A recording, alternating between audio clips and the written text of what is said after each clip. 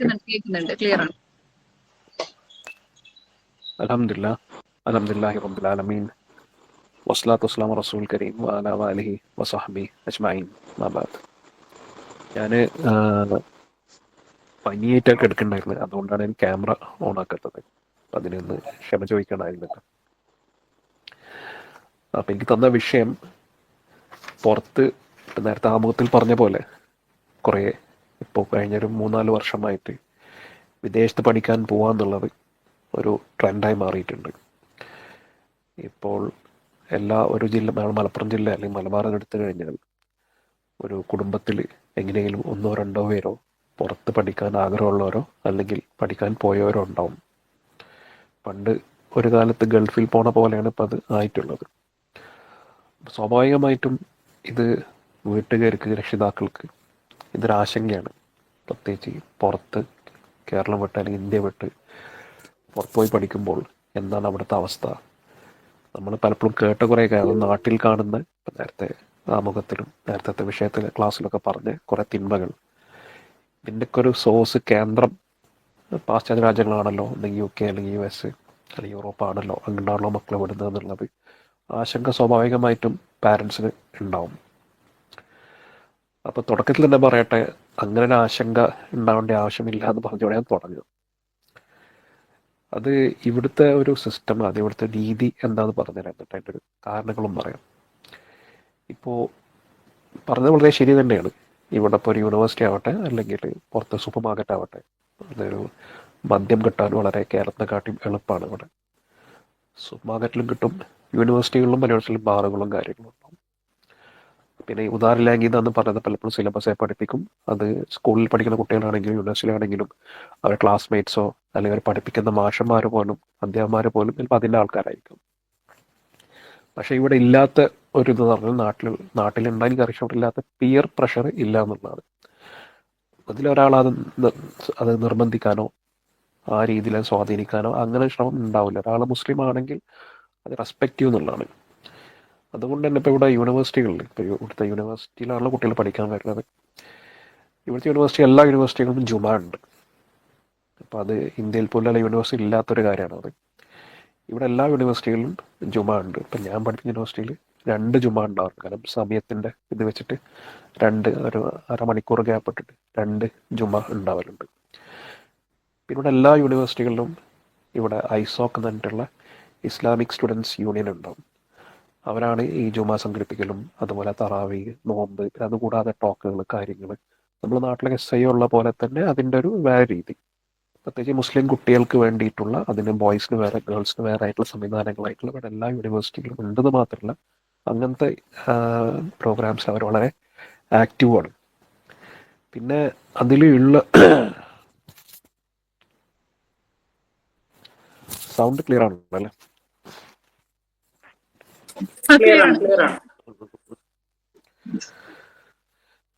അപ്പോൾ അതിൽ ആ രീതിയിലുള്ള ഏത് സ്വഭാവത്തിലുള്ള ഒരു ഫ്രീഡം ഇവിടെ ഒരു മുസ്ലിം കുട്ടിയായി വന്നു കഴിഞ്ഞാൽ അതിന് പിന്നെ ഇത്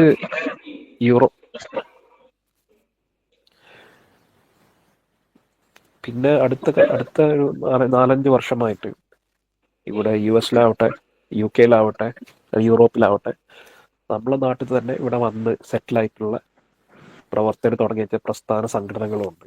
അത് യൂറോപ്പിലുണ്ട്, UK-ലുണ്ട്, അതുപോലെ അവിടെ US-ലുണ്ട്. അപ്പോൾ നമ്മളെ രക്ഷിതാക്കൾ ആദ്യം ചെയ്യേണ്ടതെന്ന് പറഞ്ഞാൽ മക്കളെ അവിടുന്ന് വിടുന്നുണ്ടെങ്കിൽ നമ്മളെ സംഘടനകളായിട്ട് ബന്ധപ്പെടുത്തുക എന്നുള്ളതാണ്. ഇപ്പോൾ UK-ൽ തന്നെ ഇവിടെ നമ്മളെ സംഘടനയ്ക്ക് ഇവിടെ 300ഓളം പ്രവർത്തകരുണ്ട്, 16 ഹൽക്കകളുണ്ട്. അതിൽ പറഞ്ഞ സ്റ്റുഡൻസ് അല്ലാത്തവരും ഉണ്ട്, സെറ്റിലായ ആൾക്കാരുണ്ട്.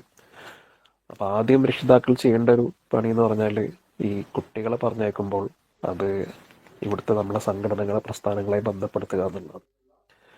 രണ്ടാമത്തത് ഇവിടുത്തെ ഒരു ലൈഫ് നിങ്ങൾ അറിയാമെന്ന് പറഞ്ഞാൽ നാട്ടിലിപ്പോൾ കേരളത്തിൻ്റെ പുറത്ത് പഠിക്കാൻ പോണ പോയല്ല വിദേശത്ത് പഠിക്കാൻ പോകുന്നത്. ഇവിടെ വരുന്ന നല്ല ശതമാനം കുട്ടികളും നാട്ടിൽ നിന്ന് വരുന്ന കുട്ടികളാണെങ്കിലും അവർ പാർട്ട് ടൈം ജോലി എടുക്കും. അതായത് ഇവിടെ അവർ ജീവിക്കുന്ന അവരുടെ ജീവിത ചെലവുകൾ, വാടക, കാര്യങ്ങൾ അത് ഇവിടുന്ന് തന്നെ അത് അവർ ജോലി ചെയ്തുണ്ടാക്കുകയാണ് ചെയ്യുക.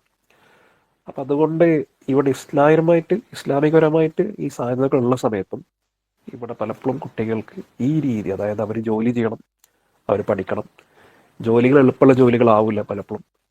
നൈറ്റ് ഷിഫ്റ്റ് ഉണ്ടാവും, അല്ലെങ്കിൽ ഈ പറഞ്ഞ വെയർ ഹൗസിലായിരിക്കും, അല്ലെങ്കിൽ റെസ്റ്റോറൻറ്റിലായിരിക്കും. അപ്പോൾ അത്യാവശ്യം ആ രീതിയിലുള്ള പുതിയ ശീലങ്ങൾ അവർക്ക് ഉണ്ടാവും. ഒരു 10-21 വയസ്സ് വരുമ്പോൾ അങ്ങനെ പാർട്ട് ടൈം ജോലികൾ ചെയ്തിട്ടുള്ള ഒരു ശീലം അവർക്ക് അത് ഉണ്ടായി വരും. അപ്പോൾ ഇവിടെ കഴിഞ്ഞൊരു 4-5 വർഷമായിട്ട് കുട്ടികൾ കുറേ വന്നിട്ടുള്ള നമുക്ക് അവരുടെ എക്സ്പീരിയൻസ് പറഞ്ഞു കഴിഞ്ഞാൽ ചിലപ്പോൾ അത് പ്രയാസമായിരിക്കും. ഇപ്പം ജോലി കിട്ടാൻ, അല്ലെങ്കിൽ ലൈഫ് അവരെ ചിലവും കാര്യങ്ങൾ കൊണ്ടു നടക്കാൻ. ഇവിടെ പലപ്പോഴും നമ്മൾ കണ്ടുവരുന്നൊരു എന്താ പറഞ്ഞാൽ ഈ ഒരു ലൈഫ് പ്രത്യേകിച്ച് അവിടുന്ന് ഈ അടുത്ത കാലത്തായിട്ട് വരുന്നത് കപ്പിൾസ് ആയിട്ടാണ്. അവിടുന്ന് കല്യാണം കഴിഞ്ഞ് ഭാര്യയും ഭർത്താവും ഒരുമിച്ചാണ് പഠിക്കാൻ വരിക. പ്രായം കുറവായിരിക്കും. അപ്പോൾ അവർ പഠിക്കാൻ വരുമ്പോൾ ഉണ്ടാവുന്ന കുറേ അവരനുഭവിക്കുന്ന പ്രയാസങ്ങളുണ്ട്. അവരിപ്പോൾ കല്യാണം കഴിഞ്ഞ് കുറച്ചായിട്ടുണ്ടാവുള്ളൂ, ഇവിടെ പഠിക്കാൻ വരും. അപ്പോൾ അവർ രണ്ടുപേരും രണ്ട് സമയത്താണ് ചിലപ്പോൾ ജോലി ഉണ്ടാവുക. അതിൻ്റെ കൂടെ പഠനം നടക്കണം, ചിലവുകൾ നീങ്ങണം. ഇതിനവരെ പ്രിപ്പയർ ആക്കുക എന്നുള്ളതാണ് ഒന്ന് പാരൻസ് ചെയ്യേണ്ട. അവിടുന്ന് വരികയാണെങ്കിൽ പ്രത്യേകിച്ചും ചെയ്യേണ്ട ഒരു പണി. ഇങ്ങനത്തെ ഒരു നാട്ടിലെ നമ്മുടെ നാട്ടിലാണെങ്കിലും അത് കേരളത്തിലാണെങ്കിലും അത് കേരള പുറത്താണെങ്കിലും ഒരു പരിധി വരെ ഭാര്യ ഭർത്താവ് ബന്ധങ്ങൾ അല്ലെങ്കിൽ കുടുംബ ബന്ധങ്ങൾ ഒരു നാട്ടിൽ ജീവിക്കുമ്പോൾ, അത് നാട്ടിലാണെങ്കിലും ഇവിടെ ആണെങ്കിലും അവിടുത്തെ സാമൂഹിക സാമ്പത്തിക രാഷ്ട്രീയ ഘടന അത് സ്വാധീനിക്കും ഭയങ്കര.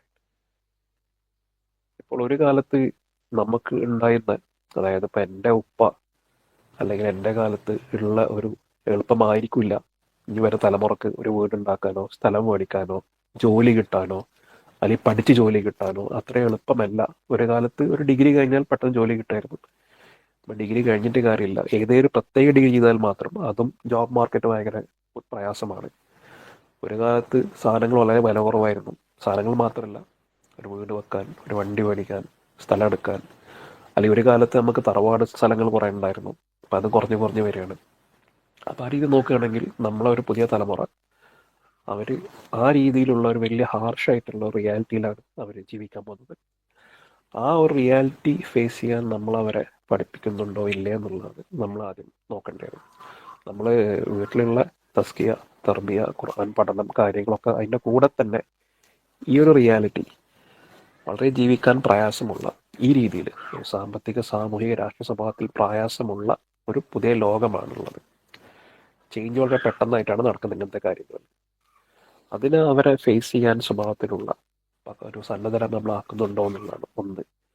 രണ്ടാമത് അങ്ങനെ ഉണ്ടാവുന്ന റിയാലിറ്റി, ആ റിയാലിറ്റി നമ്മൾ ചോദ്യം ചെയ്യണ്ടോ ഇല്ല എന്നാണ്. സ്വാഭാവികമായി നടക്കുന്ന സാധനമാണോ, അത് സ്വാഭാവികമായി നടക്കുന്ന സാധനമാണോ അല്ല, അതങ്ങനെ സ്വാഭാവികം നടക്കുന്ന കാര്യമല്ല ലോകത്തെ മാറ്റം. അതിനെ നമ്മൾ എന്ത് ചെയ്യുന്നുണ്ട് അത് ഫേസ് ചെയ്യാൻ, ആ റിയാലിറ്റി മാറ്റാൻ നമ്മളെ മക്കൾക്ക് വേണ്ടി, നമ്മളെ വരും തലമുറക്ക് വേണ്ടിയിട്ട് ആ കാര്യങ്ങൾ മാറ്റാൻ നമ്മൾ എന്ത് ചെയ്യേണ്ടത് എന്നുള്ള പോലും നമ്മൾ ആലോചിക്കേണ്ടതുണ്ട്. ഇവിടെ ഇവിടെ ഈ ഒരു രീതിയിൽ കഴിഞ്ഞ ഒരു കുറേ വർഷമായിട്ട് ഇവിടെ നമ്മുടെ നാട്ടിൽ തന്നെ പഠിക്കാൻ വന്ന പ്രത്യേകിച്ച് കപ്പിൾസ് ആയിട്ടുള്ള ആൾക്കാർ അവരെ പല പ്രശ്നങ്ങൾ നമ്മൾ ഇതുപോലെ ഇടപെടേണ്ടി വന്നിട്ടുണ്ട്. അത് ഇടപെട്ട് അന്വേഷിച്ച് നോക്കുമ്പോൾ, നമ്മൾ സംസാരിച്ച് നോക്കുമ്പോൾ അതിൻ്റെ റിയാലിറ്റി ഇതാണ്. അവർക്ക് ഈ സ്ട്രെസ് അവർക്ക് മെയിൻറ്റെയിൻ കോപ്പ് ചെയ്യാൻ പറ്റുന്നില്ല. പ്രത്യേകിച്ച് ഈ ജോലി കാര്യങ്ങൾ, ചിലവ്, അതിൻ്റെ പ്രൊട്ടക്റ്റഡ് ആയിട്ടല്ല അവരിവിടെ വളരുന്നത്. ഇതാണ് രക്ഷിതാക്കൾ ഒന്ന് അവിടെ നിന്ന് വിടുമ്പോൾ ശ്രദ്ധിക്കേണ്ടത്. രണ്ടാമത്തത്, ഈ നാട്ടിലുള്ള കുറേ ഏജൻസികളുണ്ട്. ഈ ഇതിൻ്റെ കോഴ്സും കാര്യങ്ങളും പറഞ്ഞു കൊടുക്കുന്ന കുറേ ഏജൻസികളുണ്ട്. അപ്പോൾ ഈ ഏജൻസികളുടെ അഭിപ്രായം നോക്കാം. നമ്മൾ തന്നെ ഒന്ന് ഗൂഗിളൊക്കെ സെർച്ച് ചെയ്താൽ അറിയുന്ന ഒരു യൂണിവേഴ്സിറ്റി എവിടെയാണ്, ആ സ്ഥലത്ത് മുസ്ലിമുകളുണ്ടോ. അപ്പോൾ നമ്മൾ കുട്ടികൾക്ക് നമ്മളൊരു സ്ഥലം, ഒരു യൂണിവേഴ്സിറ്റി, പഠിക്കുന്നൊരു കേന്ദ്രം നമ്മൾ കുറേ പൈസ ചിലവാക്കാൻ പോകണമെങ്കിൽ നമ്മളതിന് സമ്പത്ത് കുറേ അതിന് ചിലവാക്കും. അങ്ങനെ ചിലവാക്കിയിട്ട് നമ്മൾ അത്രയും എഫേർട്ട് ഇൻവെസ്റ്റ് ചെയ്ത് വിടുമ്പോൾ ആ ഒരു സ്ഥലം, നമ്മളെപ്പോഴും രക്ഷിതാക്കളോട് പറയാറുണ്ടെങ്കിൽ മുസ്ലിം കമ്മ്യൂണിറ്റി ഉള്ള ഒരു സ്ഥലം, ഇവിടെ UK-ലാവട്ടെ, അത് US-ലാവട്ടെ, അല്ലെങ്കിൽ യൂറോപ്പിലാവട്ടെ, ചില സിറ്റികളിൽ അത്യാവശ്യം ചിലപ്പോൾ മുസ്ലിം കമ്മ്യൂണിറ്റിക്ക് പ്രസൻസ് അവിടെ ഉണ്ടാവും. അത്യാവശ്യം കുറേ പള്ളികൾ കാര്യങ്ങളൊക്കെ ഉണ്ടാവും. അങ്ങനെയുള്ള സ്ഥലം നോക്കിയിട്ടുള്ള യൂണിവേഴ്സിറ്റികൾ തിരഞ്ഞെടുക്കുക എന്നുള്ളതാണ്. അപ്പോൾ അവിടെ പള്ളികളുണ്ടാവും. അവർ യൂണിവേഴ്സിറ്റി പുറത്തിറങ്ങി കഴിഞ്ഞാൽ തന്നെ അവിടെ പള്ളികൾ, മുസ്ലിം കമ്മ്യൂണിറ്റി ഉണ്ടാവും. ഹലാൽ ഭക്ഷണം കിട്ടാൻ അവർക്ക് സൗകര്യം ഉണ്ടാവും. കമ്മ്യൂണിറ്റിയുടെ ഭാഗമായിട്ട് അവർക്ക് മാറാൻ പറ്റും. അപ്പോൾ ഈ രീതിയിലായിരിക്കണം നമ്മൾ ഒന്ന്, ആ രീതി നമ്മൾ കുട്ടികളെ യൂണിവേഴ്സിറ്റി ഏതാണ് എവിടെ നമ്മൾ നോക്കുമ്പോൾ എഴുതി പണിയത്. രണ്ടാമത് നമ്മളവിടെ സംഘടനകളായിട്ട് നമ്മളെ ബന്ധപ്പെടുത്തുക എന്നുള്ളതാണ്. മൂന്നാമത്തത് നമ്മൾ ഇവിടുത്തെ ഒരു എക്സ്പീരിയൻസ് വെച്ചിട്ട് ഇപ്പം ഇവിടെ തന്നെ ഇപ്പം അവിടെ നാട്ടിൽ നടത്തുന്ന പോലൊക്കെ ഇവിടെയും ഫാമിലീസ് ഉണ്ട്. നാട്ടിൽ നിന്നുള്ള കുറേ കുടുംബങ്ങൾ ഇവിടെ ഉണ്ട്. അവർ ഇവിടെ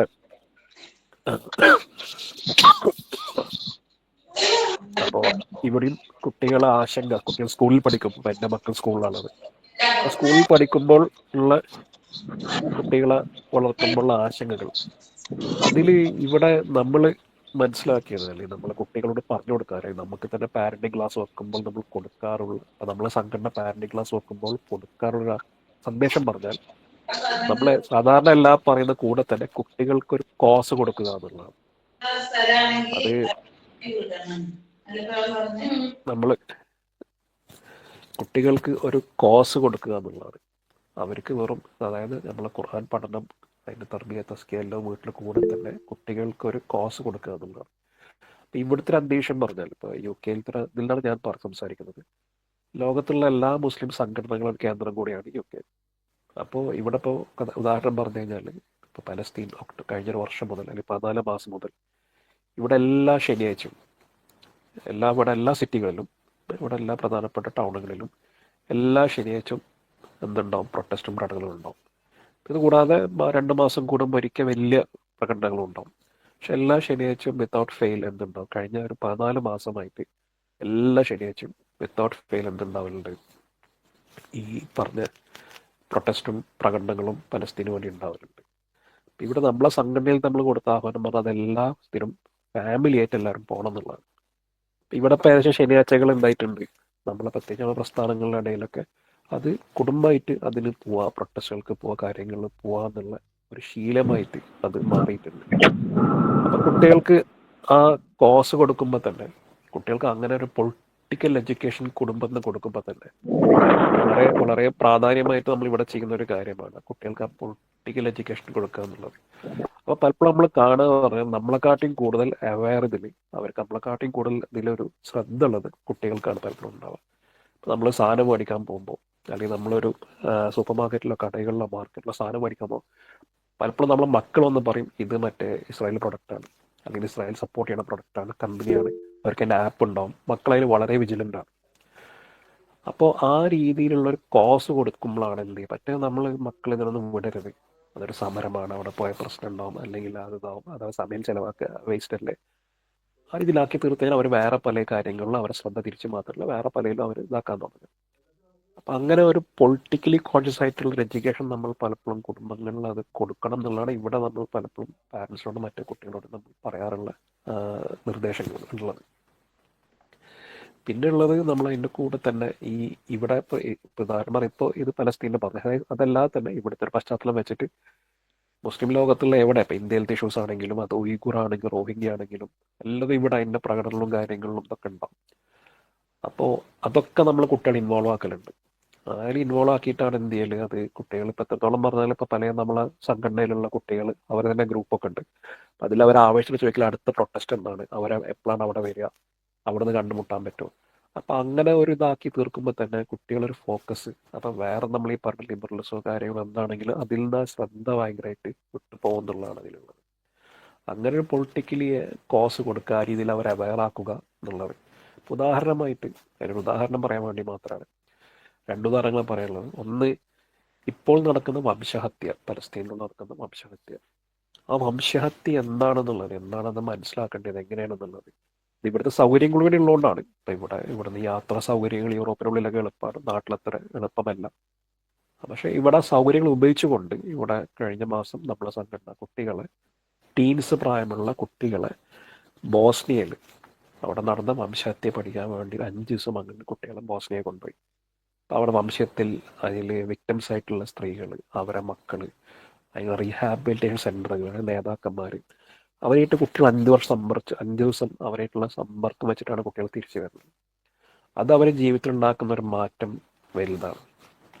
അതിനെപ്പറ്റി അവർക്ക് ധാരണ, അത് മാറ്റം വലുതെന്ന് മാത്രമല്ല, അവരിപ്പോൾ എന്ത് പഠിക്കണം, എന്താണ് അവർ ജീവിതത്തിൽ നയിക്കേണ്ടത്, അത് കേവലം ഒരു ജോലി കിട്ടുക, കാര്യങ്ങൾ ഇസ്ലാമായിട്ട് മിനിമം ഇതിൽ ജീവിക്കാമെന്ന് മാത്രമല്ല, സമൂഹത്തിൽ തന്നെ ഒരു ട്രാൻസ്ഫോർമേഷൻ, മാറ്റം വരുത്താൻ വേണ്ടി ലക്ഷ്യബോധമാണ് സമയത്ത് കുട്ടികൾ കിട്ടുന്നത്. നമ്മൾ ആ ഒരു വശം കൂടി കുട്ടികൾ കൊടുത്തിട്ടില്ലെങ്കിൽ അവർ സമൂഹത്തിൽ കൂടി മാറ്റാനുള്ള, അവരുടെ വ്യക്തി ജീവിതം മാത്രമല്ല, അവർ കാരണം അവർക്ക് സമൂഹത്തിൽ ഉത്തരവാദിത്തമുണ്ട്. അത് ചെറിയ പ്രായത്തിൽ തന്നെ കൂടെ, അതായത് നമ്മൾ പലപ്പോഴും ഒരു പ്രായം എത്തിയിട്ട് കൊടുക്കാൻ വെച്ചിട്ടാണ്, പക്ഷെ നമുക്കുള്ള അനുഭവം വിടുന്നത് കഴിഞ്ഞാൽ ചെറിയ പ്രായത്തിൽ തന്നെ അത് ഏറ്റവും എഫക്റ്റീവായിട്ട് കുട്ടികളത് മാറുന്നുണ്ട് എന്നുള്ളതാണ്. ഇവിടെ നമ്മളത് ചെയ്തിട്ട് നമുക്ക് കിട്ടിയൊരു ഇമ്പാക്റ്റ് അങ്ങനെയാണ്. പിന്നെ രണ്ടാമത്തെ ഒരു കാര്യം, ഇത് ഇവിടെ നമ്മളെ ഒരു പരിപാടി വെച്ച് കഴിഞ്ഞു.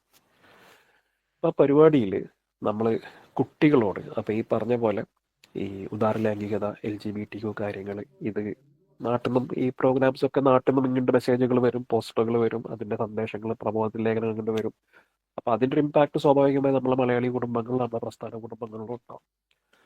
അപ്പം അങ്ങനെ നമ്മൾ നടത്തുന്ന എല്ലാ വർഷവും തർബിയ ക്യാമ്പിൽ ഇത് ഒരു ചർച്ച ആക്കാനും, അത് കുട്ടികളെ ബാധിക്കുന്നുണ്ടോ എന്ന രീതിയിലുള്ള ഒരു ചർച്ച ആക്കാനും നമ്മൾ പറഞ്ഞു. അപ്പം നമ്മളതിൻ്റെ ഭാഗമായിട്ട് നമ്മൾ ചെയ്തതെന്ന് പറഞ്ഞാൽ, നമ്മളെ പ്രവർത്തകരൊക്കെ ഒത്തുകൂടിയ ഒരു സദസ്സിൽ ഈ വിഷയം LGBTQ വിഷയങ്ങൾ അവതരിപ്പിച്ച് അത് ഡിസ്കഷൻ ഇട്ടു.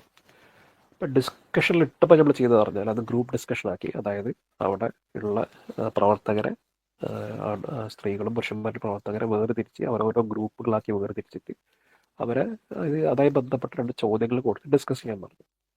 ഡിസ്കസ് ചെയ്യാൻ പറഞ്ഞതിൻ്റെ കൂടെ തന്നെ ആ ഗ്രൂപ്പിൽ നമ്മളെ പ്രസ്ഥാനത്തിലുള്ള ടീൻസ് പ്രായമുള്ള കുട്ടികളെ ഇരുത്തി കൊടുത്തു. ഓരോ ഗ്രൂപ്പിൽ 2 3 ടീംസായിട്ട് ആ രീതിയിൽ ഡിസ്ട്രിബ്യൂട്ട് ഇരുത്തി കൊടുത്തു. ആ ചർച്ചകൾ തുടങ്ങി കുറച്ച് നേരം ആകുമ്പോൾ തന്നെ ആ ചർച്ചകൾ നയിച്ചത് ഈ ടീൻസായിട്ട കുട്ടികളാണ്. കാരണം പലപ്പോഴും സ്കൂളുകളിലോ യൂണിവേഴ്സിറ്റിയിലോ പഠിക്കുന്ന കുട്ടികളാണ് ചിലപ്പോൾ ഒരു ഇങ്ങനത്തെ വിഷയങ്ങളായിട്ട് ഡയറക്റ്റ് കോണ്ടാക്റ്റിൽ അവർക്കാണ്. മുതിർന്ന രക്ഷിതാക്കൾ ഇത് പറഞ്ഞു കേട്ടല്ലാതെ അങ്ങനത്തെ ആൾക്കാരായിട്ടോ സംസ്കാരങ്ങളായിട്ടോ ഡയറക്റ്റ് ബന്ധം ഉണ്ടാവില്ല. കുട്ടികളാണ് അവർ നയിച്ചത്, ആ ഒരു ചർച്ച നയിച്ചത് അവരാണ്. എന്നിട്ട് ലാസ്റ്റ് ആ പരിപാടി കഴിയുമ്പോൾ, ആ ഡിസ്കഷൻ കഴിയുമ്പോൾ കുട്ടികളോട് സ്റ്റേജിൽ കയറിയിട്ട് അവരെ അനുഭവങ്ങൾ പറയാൻ പറഞ്ഞു. അപ്പം അതിലൊരു 30ഓളം ടീൻസ് പ്രായമുള്ള കുട്ടികൾ, 30-40 കുട്ടികളുണ്ടായിരുന്നു. അപ്പോൾ അവരെ അനുഭവം, അവരെ ഫീലിങ്സ് അതിനെ പറ്റി അവർ പറഞ്ഞു പറഞ്ഞാൽ, ഇവിടുത്തെ ഒരു, ഞാൻ വീണ്ടും ആവർത്തി പറയണം, ഇവിടുത്തെ ഒരു പശ്ചാത്തലത്തിലാണ് ഞാൻ സംസാരിക്കുന്നത്. അപ്പോൾ കുട്ടികൾ പറഞ്ഞത്, രക്ഷിതാക്കളോട് പറഞ്ഞു പറഞ്ഞാൽ, നമ്മളെ കുട്ടികളാണ് പറഞ്ഞാൽ, നിങ്ങൾ എന്തിനാണ് ഇതിനെപ്പറ്റി നിങ്ങൾ ബേജാറാവുന്നത്? കാരണം ഞങ്ങൾ ഇത് സ്കൂൾ കുട്ടികളാണ്. ഞങ്ങൾ സ്കൂളുകളിൽ LGBT അല്ലെങ്കിൽ ലെസ്ബിയൻ, ഗേ അല്ലെങ്കിൽ അത് മാത്രമല്ലല്ലോ ഒരു ഹറാമായിട്ടുള്ളത്. നമ്മളെ കുട്ടികളിൽ, ക്ലാസ്സുകളിൽ കുട്ടികൾ കള്ളുടിക്കുന്നു, സിഗരറ്റ് വലിക്കുന്നു, ചില സ്ഥലത്ത് മയക്കുമരുന്ന് ഉപയോഗിക്കുന്നത് നമുക്കറിയാം, കുട്ടികൾ ചെയ്യുന്നുണ്ട് നമ്മുടെ സ്കൂളിൽ നിന്നുള്ളത്. അപ്പം ഇതൊക്കെ നമ്മൾ ഡീൽ ചെയ്യുന്നത് ഒരു കുഴപ്പമില്ല, ഞങ്ങൾക്ക് ഇത് ഹറാമ അറിയാം, ഞങ്ങളത് ഡീൽ ചെയ്യുന്ന അങ്ങനെ ഒരു കുഴപ്പമൊന്നുമില്ല. അപ്പം നിങ്ങൾ എന്തിനാണ് ബേജാറാവുന്നത്? അപ്പോൾ അവരോട് ചോദിച്ചപ്പോൾ നമ്മൾ എന്താണ് ബേജാറാവേണ്ടി ചോദിച്ചു കുട്ടികൾ, എന്താണ് പാരൻസ് കൺസേൺ ആവുക എന്നുള്ളത്. അതിന് കുട്ടികൾ മറുപടി പറഞ്ഞാൽ, പലപ്പോഴും ഞങ്ങൾ മുസ്ലിമായതിൻ്റെ പേരിൽ നമ്മുടെ ടീച്ചർമാർ ഞങ്ങളെ അവഗണിക്കുന്നു, അല്ലെങ്കിൽ തട്ടടൻ്റെ പേരിൽ നമ്മുടെ ടീച്ചർമാരോ ബാക്കി സ്റ്റുഡൻസ് നമ്മളെ അവഗണിക്കുന്നു, ആ സ്കൂളുകൾ അവഗണിക്കുന്നു, അല്ലെങ്കിൽ ഞങ്ങളെ ചിലപ്പോൾ ടീച്ചർമാർ നമ്മളെ നോക്കിയാൽ ചിരിക്കില്ല, നമ്മൾ തട്ട മുസ്ലിം ആയതുകൊണ്ട്. ആ ടൈമിൽ മുസ്ലിം അല്ലാത്ത കുട്ടികൾ, വെള്ളക്കാർ കുട്ടികൾ, അവരോട് കുട്ടികൾ ടീച്ചർമാർ നല്ല രീതിയിൽ പെരുമാറും. അപ്പം അങ്ങനെ അവർ അനുഭവിക്കുന്ന ഡിസ്ക്രിമിനേഷൻ മുസ്ലിമായതിൻ്റെ പേരിലാണ് അതാണ് ഒരു എംഫസൈസ് പറഞ്ഞത്. അത് പറഞ്ഞ് മാത്രമല്ല, അവർ പറഞ്ഞത് പറഞ്ഞാൽ, ഇത് ഞങ്ങൾ വീട്ടിൽ വന്ന് പറയുമ്പോൾ ഉപ്പയമ്മയും പറയും, അത് മൈൻഡ് ചെയ്യണ്ട, അത് സാരാക്കണ്ട, അത് വിട്ടാൽ മതി എന്നുള്ളത്. ഇത് അങ്ങനെ വിടാം, എന്താണ് ഞങ്ങളെ മെൻ്റലി ഞങ്ങൾ പ്രഷറൈസ് ചെയ്യുന്നത്, നമ്മുടെ ഡിഗ്നിറ്റിയാണ് ബാധിക്കുന്നത്. അപ്പം അന്ന് അവിടെ ഇരിക്കുന്ന പല പാരൻസും ഭയങ്കര ഫീൽ ചെയ്തത്. കാരണം അതിൽ പലപ്പോഴും പല പാരൻസ് ഉണ്ടായിട്ടുണ്ട് എന്ന് കുട്ടികളൊന്ന് പറയുമ്പോൾ അത് മൈൻഡ് ചെയ്യണ്ടെന്ന് പറയുന്നത്. അപ്പോൾ കുട്ടികൾക്ക് പലപ്പോഴും നമ്മൾ വിചാരിക്കുന്ന പോലെ ആയിരിക്കില്ല സമൂഹത്തെ പ്രശ്നം കുട്ടികളത് കാണുന്നത്. കുട്ടികളെ ചിലപ്പോൾ അനുഭവിക്കുന്ന പ്രശ്നങ്ങൾ ഈ പറഞ്ഞ പോലെ പലതും ഉണ്ടാവും. പിന്നെ ഇത് ചിലപ്പോൾ ഈ ഉദാഹരണം ചിലപ്പോൾ നാട്ടിൽ സംസാരിക്കുമ്പോൾ ചിലപ്പോൾ റിലേറ്റ് ചെയ്യാൻ പറ്റില്ലായിരിക്കും. നാട്ടിൽ ഈ ഒരു പ്രശ്നം, ഇസ്ലാം ഫോബിയ സ്കൂളുകളിൽ ചിലപ്പോൾ അത്ര, പ്രത്യേക മലബാർ ഭാഗത്ത് ചിലപ്പോൾ അത്ര വ്യക്തമായി കാണാൻ പറ്റിയില്ലായിരിക്കാം. പക്ഷേ ഇവിടെ കുട്ടികളത് പറഞ്ഞ രീതി അതായിരുന്നത്. അപ്പോൾ ഈ ഒരു അന്തരീക്ഷം ഇവിടെ നേരത്തെ കൊണ്ടും പറഞ്ഞ പോലെ പലപ്പോഴും നമ്മൾ നാട്ടിൽ പറയുന്ന തിന്മകളെല്ലാം ഒരു സോഴ്സ്, ഒരു കേന്ദ്രം നമ്മൾ പറയും വെസ്റ്റാണെന്നുള്ളത്. പക്ഷേ ഇവിടെ അതേപോലെ തന്നെ ഇസ്ലാമികമായി ജീവിക്കാൻ, പ്രത്യേകിച്ച് യൂണിവേഴ്സിറ്റികളിലും സ്കൂളായ എല്ലാ സൗകര്യങ്ങൾ ഉണ്ട്. ഈ സൗകര്യങ്ങൾ അവർ തന്നൊരു ഔദാര്യമൊന്നുമല്ല, അത് നമ്മൾ മനസ്സിലാക്കണം. ഇവിടുത്തെ യൂണിവേഴ്സിറ്റികളോ ഇവിടുത്തെ സർക്കാരുകളോ തന്നൊരു കാലങ്ങളായിട്ട് 1970 മുതൽ ആദ്യം വന്ന മുസ്ലിം തലമുറകൾ, സംഘടനകൾ അവർ പോരാടി നേടിയെടുത്ത്, സമരം ചെയ്തിട്ടും പോരാടിയിട്ടും നേടിയെടുത്ത കാര്യങ്ങളാണ് ഇതൊക്കെ. ആ രീതിയിൽ കിട്ടിയ സൗകര്യങ്ങളാണ്, ആനുകൂല്യങ്ങളാണ് ഇതൊക്കെ. അപ്പോൾ ആ രീതിയിൽ ഞാൻ പറഞ്ഞ പോലെ ഇവിടെ മക്കളെ വിടുകയാണെങ്കിൽ ഇസ്ലാമികരമായിട്ട് അങ്ങനെ ആശങ്കപ്പെടേണ്ട ആവശ്യമില്ല. അവരാകെ ചെയ്യേണ്ടത് പറഞ്ഞാൽ സംഘടനകളെ ബന്ധപ്പെടുത്തുക. യൂണിവേഴ്സിറ്റികൾ നോക്കുമ്പോൾ അത്യാവശ്യം മുസ്ലിം കമ്മ്യൂണിറ്റി ഒക്കെ ഉള്ള ഒരു സിറ്റിയൊക്കെ ഉണ്ടെങ്കിൽ അവിടെയുള്ള യൂണിവേഴ്സിറ്റി ചൂസ് ചെയ്യുക. അല്ലെങ്കിൽ ചിലപ്പോൾ ചില യൂണിവേഴ്സിറ്റികൾ ഉണ്ടാവും, അവർ ഒരു മുക്കിലുണ്ടാവും, അവിടെ അങ്ങനെ വലിയ കമ്മ്യൂണിറ്റി ഉണ്ടാവുന്നില്ല. അപ്പോൾ അവർക്ക് ഭയങ്കര ഐസൊലേഷനൊക്കെ ഫീൽ ചെയ്യും, അവിടെ ബന്ധപ്പെടാനും അടുത്തൊന്നും നമ്മളെ പ്രവർത്തന ആൾക്കാരും ഉണ്ടാവില്ല, അപ്പോൾ ഒറ്റപ്പെടൽ ഫീൽ ചെയ്യും. അപ്പോൾ അങ്ങനെ ഒരു കമ്മ്യൂണിറ്റി ഒക്കെ ഉള്ള ഒരു സ്ഥലം നോക്കി യൂണിവേഴ്സിറ്റി സെലക്ട് ചെയ്യുക. പിന്നെ ഈ പറഞ്ഞ പോലെ യൂണിവേഴ്സിറ്റി എല്ലാ സൗകര്യങ്ങളും ഇപ്പൊ ഇവിടെ ഒരു യൂണിവേഴ്സിറ്റി വന്നു കഴിഞ്ഞാൽ എല്ലാ യൂണിവേഴ്സിറ്റികളും ജുമാ ഉണ്ട്, മുസ്ലിം പ്രോഗ്രാംസ് യൂണിവേഴ്സിറ്റികളുണ്ടാവും, തറാവീകൾ യൂണിവേഴ്സിറ്റികളുണ്ടാവും. പിന്നെ പ്രയാസപ്പെടുന്ന കുട്ടികൾക്ക് ഇഫ്താർ കിറ്റുകൾ യൂണിവേഴ്സിറ്റിയുടെ ഉള്ളിൽ തന്നെ ഉണ്ടാവും. എൻ്റെ യൂണിവേഴ്സിറ്റിയിൽ ആ രീതിയിൽ ഇഫ്താർ കിറ്റുകൾ കാര്യങ്ങളൊക്കെ അവർ വിതരണം ചെയ്യാറുണ്ട്.